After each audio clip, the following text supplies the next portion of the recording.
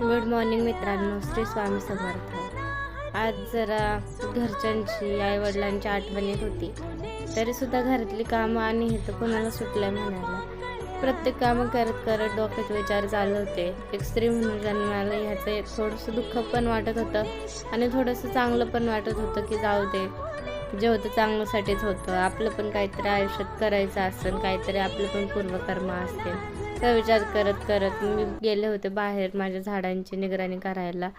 पण माझी तुळस तर वाळून गेली होती, बिचारी उन्हाने करपली होती। पण गुलाबाच्या झाडाला एक फुल आलं होतं। घर वगैरे आवरलं, विचारच करत होते।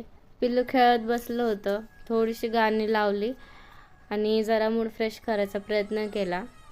प्रेम कसं काय, कसं आयुष्य चाललंय ह्या बाबतीत विचार करत करत बाकीची कामं पण उरकली, गाणी लावली होती। असा होता माझा आजचा दिवस।